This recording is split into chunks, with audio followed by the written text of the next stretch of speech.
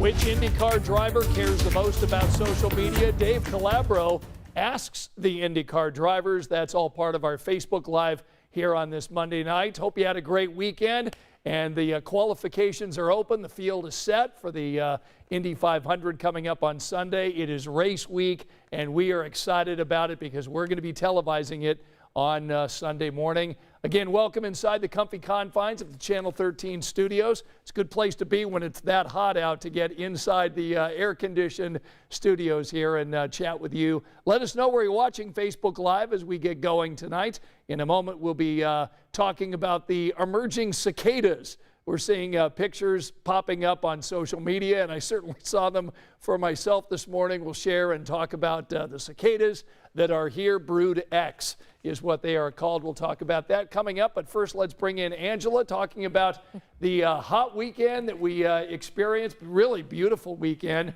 terms of temperatures, and we've got another scorcher tomorrow, don't we? We do. 84 Saturday, 86 on Sunday, and I know we talked when we first got in. I said, and that's with clouds. Right. Had we had full sun, it would have been closer to 90, and we were close to 90 today, officially coming in the upper 80s in Indianapolis. But Muncie, Lafayette, Shelbyville, just a few places that did hit 90 today, and we're going to be close to it tomorrow. So not much relief overnight. We'll be in the upper 60s out the door tomorrow morning, 69, and already in the mid 80s at noon tomorrow, and forecasting highs upper 80s, close to 90 degrees. So another hot, humid day. And we're not quite done with the heat streak yet. It lasts another 3 days or so before we track a few changes. And don't tell anybody, but the race looks really nice. Really? Yes, oh, right wow. Right now. I mean, gosh, it's Monday. It could change, but right now we have sunny and 75 race day forecast. You and I have both been out there when it's hot and humid, and yes. You feel like you're wearing the air, as Sean Ash likes to say. But this weekend actually looking pretty good so far. So far, so good. Yeah. Might be a nice, comfortable start. Wow. Close to 50, and then ending the day in the 70s. We heard from Connor Daly. He likes cloudy and mild.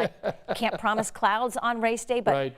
the temperatures look to be in that mild range for now. Wow, let's hope so. And of course, Scott Dixon leading the field of 33 as the pole winner after being fastest yesterday at the track. Qualifications seemed to go very well yesterday, so that was exciting. Track will be quiet until Friday, carb day, and we'll get into the forecast coming up in a little bit. Let's check in with our Facebook friends. Teresa saying 75, perfect. So Teresa actually happy about that. We're hearing for, let's see, Tim Fox says, I wish Marco was up closer to the pole. Let's see. Steven says, I bet the cicadas come next year.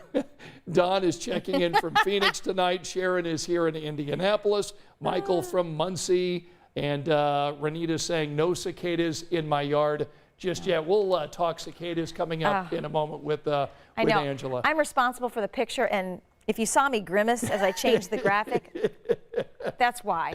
It's coming your way in a minute. Yeah, it is coming your way in a minute. So we'll get to Angela. We'll talk cicadas and get back with her in a little bit, talk about some of the other big stories coming up that you'll see tonight on 13 News at 11. But our big story coming up tonight at 11 is this triple shooting that took place over the weekend in Miami County, in Peru. And Emily Longnecker has been talking with this grieving family tonight that lost 3 members of their family, including a child.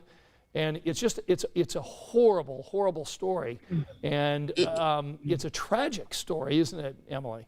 Oh my God, the pain for this family is really just inconceivable. I mean, just sitting with them tonight, we met them in Florida where they live, and the pain that they're in, they could hardly talk, but they wanted to share with us, adding to that pain in that mobile home where the 3 people were killed, a woman, Jessica, and her fiance, Jesse, and Jessica's little 4-year-old daughter, Ray Lynn. Also inside that trailer, who was unharmed, was Jessica's little 2-year-old son, Josiah, that she shared with Jesse. And he's in foster care right now. And so the family is just devastated to think that he is, with strangers and not with them.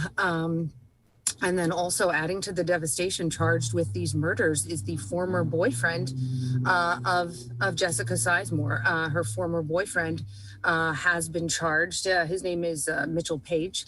He's been charged with all 3 of these murders. And Jessica's parents were telling me tonight, you know, we considered him family. We treated him like a son. Adding to the complication, this man, this suspect, he also shared a 6-year-old daughter with Jessica, who was not there at the time that these shootings occurred. So a lot of layers to this, a lot of layers to this pain. And, you know, they just really believe, you know, the grandmother or Jessica's mother just talking about, you know, she's thanks God that her grandson, her 2-year-old grandson, Josiah, is alive. And she says, I don't know how he was in that mobile home for 5 days, you know, with awesome. The bodies, the bodies of his older sister, his mother, and his soon-to-be stepdad. So it is just a horrific story. And these folks, they wanted to share. They wanted to share about their loved ones, and we're grateful for that they were willing to do that and be vulnerable. So that's not easy at all. All right, Emily, thank you so much. Our hearts go out to this family that has lost so much tonight. So much. And for these children, a 6-year-old who's lost her mom, and her dad is now charged with murder, and then this 2-year-old that was in that crime scene, you say, for 5 days. 5 days. And they really said, you know, that they think Jessica was watching over him. That's really, they call it a miracle. It's miraculous in their estimation, and many people are calling it that. Yeah. Emily, thank you. I know you're writing and editing your story. We will see you tonight on 13 News at 11 o'clock. Thank you so much for joining us. So really tough day, but we've got so many viewers who are interested in what happened in Miami County, and so we're going to be covering that story. We'll let you know exactly what we know, what investigators are telling us about this triple murder. So we'll have that for you coming up on 13 News at 11. All right, let's go ahead and talk cicadas. You know, this morning when my wife and I were on our walk, we noticed as we were walking in our neighborhood in Fishers, there were several trees that were covered in cicadas. So I took a little bit of video and I wanted to show the video. So this is one of the maple trees here. So look at all those cicadas. So they come out of the ground after 17 days and they're basically mating on the trees. And then the female dies, falls to the ground, and she has laid eggs in the tree, and the eggs eventually land on the ground, and they tunnel back underground, and they're there for another 17 years. So that's what I saw in many trees in my neighborhood. And then Sean Ash got an email or a picture from a woman who's in Bedford. Yeah. And it's staggering. Look at this. Nelda, so I don't know, are these the females that have died and fallen to the ground, or are these I'm not sure. soon to be back in the ground? I mean, I don't know either. I'm not a bug person. There are just so many cicadas. So Bedford obviously seeing just a tremendous amount of cicadas emerging. The one thing that sort of struck me after seeing the cicadas on my trees this morning in my neighborhood in Fishers was, you know, we hear so much about the noise that they make. Yes. We were outside having dinner last night. It was the most peaceful night like ever. I didn't hear one cicada. Yeah. And you know, less than a quarter mile from my house, you know, the trees. Now look, in Bedford, it's apparently a different story, and maybe in some other areas of Indiana, it is going to be loud with those cicadas, but it wasn't in Fishers last night. Yeah, I haven't heard them yet either, and I'm going to have to look because I have a couple of maples in my yard, so I'm going to have to look from a distance. Yeah, let us know, Facebook friends, if you're seeing cicadas where you live. Let us know where you live. If you've got a photo of the cicadas, post it here. We'd love to see it. It's just been obviously one of those weird, wacky stories that these insects come out of the ground every 17 years. They mate, they fall down, and another 17 years pop up before we see them again. Yeah, lots of reaction to this photo from Nelda. So Nelda, thank you so much from Bedford for getting that to Sean. I can't remember if it was email or social media, but that really kind of tells the story. And then we've got a few viewers that haven't heard them Right. or hearing them more in the daytime than at night so far. Yeah. Nothing on the northwest side.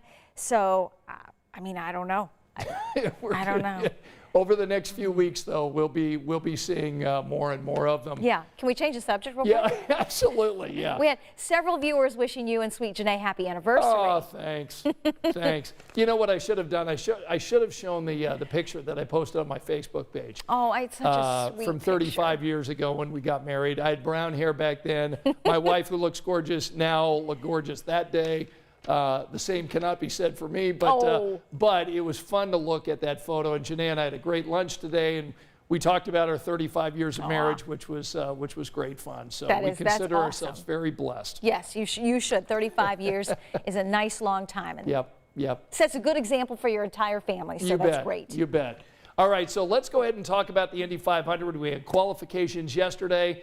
Scott Dixon, who's won the 500 once, is back on the pole again. He's the Iceman. He's going to be the man to beat. Ran the fastest time during the run for the pole. So that's going to be very interesting to watch as we get ready. And we've so enjoyed these Dave Calabro milk and cookie pieces because we get to know these IndyCar drivers on a much more personal level. And Dave's always asking them funny questions and getting really good responses. And so tonight we want to see the latest installment of Milk and Cookies. I've got 8 intense questions. You got 6 intense cookies. Which driver is most concerned about their social media accounts? There's no doubt NEWGARDEN is the most committed. Joseph NEWGARDEN. I think Joseph NEWGARDEN. Joseph NEWGARDEN, because he hired a man for it. If you were to look at his social media, you go, this guy is an absolute superhero. I get sponsored Joseph NEWGARDEN posts all the time. I'm like, what kind of sponsored post budget does this guy have? He's like the Kardashian. You're right. I mean, there's nothing wrong with the Kardashian right now. All right, Mr. Smart Aleck, this question is just for you. Which driver is most concerned about their social media? Ooh, who's most concerned about their stuff? Probably, I don't know. Come on, you better answer this. Willpower? You're about the 12th guy in here. You better answer the question. Willpower, he's very concerned about it. Simon's very concerned about it, too. That's not the answer that we've been getting. What have you been getting? You've been getting me. I'm not so concerned about it because I don't have to take care of it. I hire better people than me to take care of it. Okay, here's a tough question for you. We need you to do your best impersonation of Elliot. My hair is not nearly slicked back enough to be Elio. Like, guys, it was just such a good day. These guys are great. Let me go find a fence to climb. I didn't even win. I just want to climb a fence. Oh, hey, guys, I'm Elio Castroneves, and you are watching Indy 500.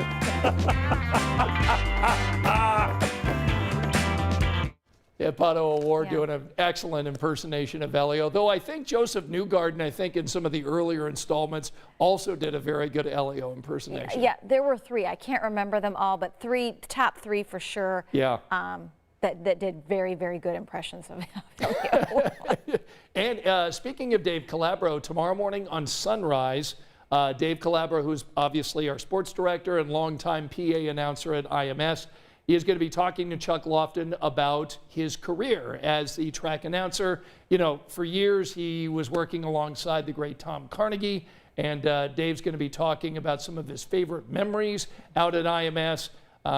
So the Ben Davis grad, and I think he's been at the track as an announcer 35 years. As long as I've been married to Janae, he's been a track announcer. It's crazy, isn't it? It is, and some of the pictures that we're running in the promo of a young Dave are just, it's fun to see. Right. Not that he's not young still, but you know, younger than where he is right now. Right, so 35 years as the track announcer. So be up early tomorrow with Chuck Lofton. Sunrise gets going at 4, though I think that story will probably air in the 6 o'clock hour. So you can sleep past it. You can sleep past. And then, of course, if you happen to sleep in, you know, we'll go ahead and post it for you on the Facebook page. So, again, for folks who are just joining us here and wondering about the weather tomorrow and next chance of rain and even looking forward to Carb Day and race day, what are you saying? Hot and humid tomorrow. We'll be close to 90 tomorrow afternoon. Still in the 80s, so this little heat streak above 80 will last through It looks to be at least Thursday, so we still have low 80s Tuesday, Wednesday, Thursday. Right. We might get a pop-up tomorrow, scattered showers and storms, but still not a washout Wednesday, and then we get another good chance for some rain and storms around on Friday. So we'll have to work on the timeline, keep you updated on that as far as Carb Day. Right. That's the next, as you mentioned, track action at the Indianapolis Motor Speedway. But for now, at least this week, rain chances Wednesday, Friday, and we've got race day dry, sunny, and 75. All right, let me just glance here at the comments here. Melanie, thank you for saying happy anniversary. Zach joining us tonight. Teresa joining us. Anastasia.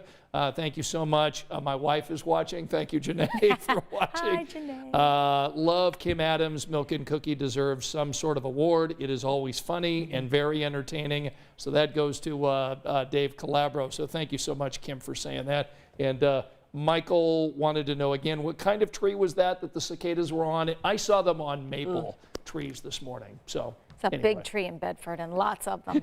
Okay. All right, so coming up tonight on 13 News at 11, Angela will have the 7-day forecast. That way you can go ahead and plan your outdoor events. And we'll have that big story again from Miami County. Thank you so much again for joining us here on Facebook Live. We'll see you tonight at 11. Good night.